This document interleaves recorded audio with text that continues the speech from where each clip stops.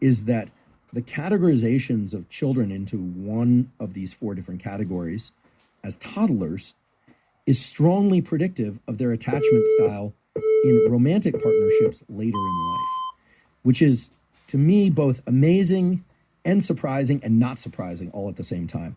Amazing because it means that, first of all, we are relatively hardwired for attachment. I think that that's incredible and beautiful, that we have designated neurons, nerve cells, and hormonal systems that are there to ensure that we have some sort of response to a caregiver being there or not being there or returning or leaving, but also Halfway that there. the same neural circuitries, the same hormonal responses are at least in some way repurposed for entirely different types of attachments later in life.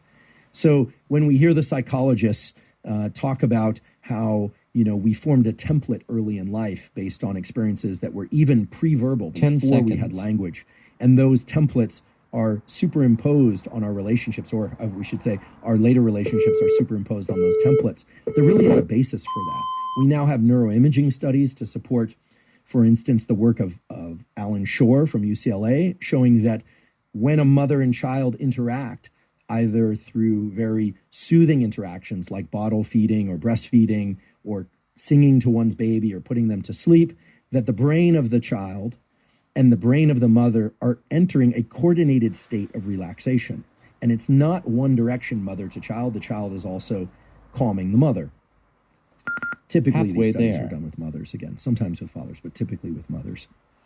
And in addition to that, when the mother or other caregiver acts very excited and raises their voice or puts a lilt in their voice or widens their eyes, that the child will do the same.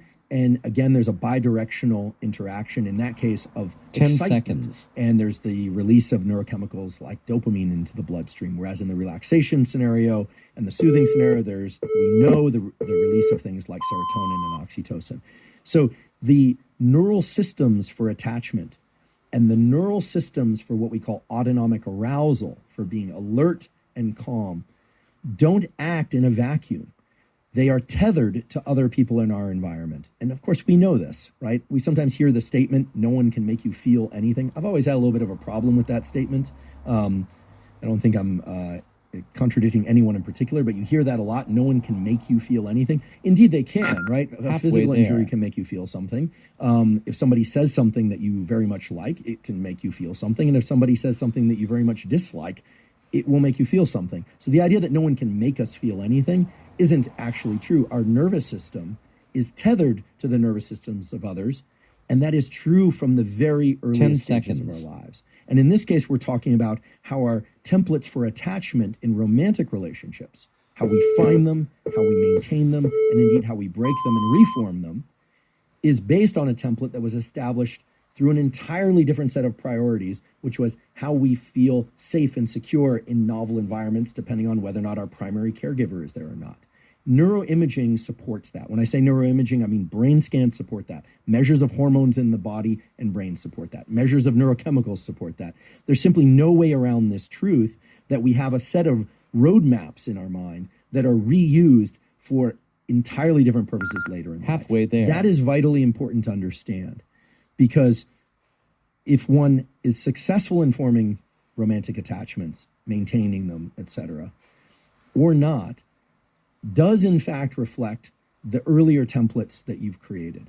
But as I've mentioned before, the good news is that these templates can shift over time. And one of the more powerful ways to shift those templates over time is purely by the knowledge that they exist and the understanding that those templates are malleable. They can change through the process of neuroplasticity. Again, neuroplasticity is just a rewiring of nerve connections that is very much present in childhood, but also very much present in adulthood. So if you're somebody who you think falls into category 1, 2, 3, or 4, or you know somebody or involved with somebody who falls into category 1, 2, 3, and 4, the mere knowledge of that can be very useful. But you might ask, well, what do I do with that knowledge? Well, fortunately, both psychologists and biologists have started to leverage that knowledge toward establishing better, more secure bonds in adult romantic relationships. And there's a book that has really tapped into this. I think it's the first book that has really addressed this head on. And that book comes from two Columbia professors, And the title of the book 10 is seconds. Attached: The New Science of Adult Attachment and How It Can Help You Find and Keep Love. The authors of this book are Amir Levine and Rachel Heller. Again, both of them are skilled academics and researchers who have really taken the literature that I described on the strange situation task and mapped it to adult attachment styles. And also, they've mapped out ways that they've observed in their clinical practice and that is laboratory supported for instance, people that have an anxious ambivalent, or what we would call an insecure attachment style, or for people that fall into the disorganized or disoriented attachment style, how they can modify that attachment style in or out of relationships in order to establish what I think everybody wants, which is secure attachment. Why does everybody want that? Well, secure attachment allows people to be both in relationship, or if they choose to be on their own, or to be in relationship but physically separated from somebody else, or even emotionally separated from somebody else, and maintain what we call a stable autonomic equilibrium, the ability to remain calm, clear-headed. You might not like what's happening, but you're able to navigate that with some sense of clarity and not excessive discomfort. So is there a goal in all of this stuff about love, desire, and attachment? Indeed, there is. The secure attachment style is the one that leads to the most stable and predictable long-term relationships. Put differently, babies, toddlers, adolescents, teens, and young adults that have a secure attachment style are more likely to find and form long-term relationships than are people in the other categories. Halfway there. People in other categories can learn and eventually migrate into the secure attachment style. And I think that book, Attached, I have no affiliation to the authors or the book itself, I should just mention that.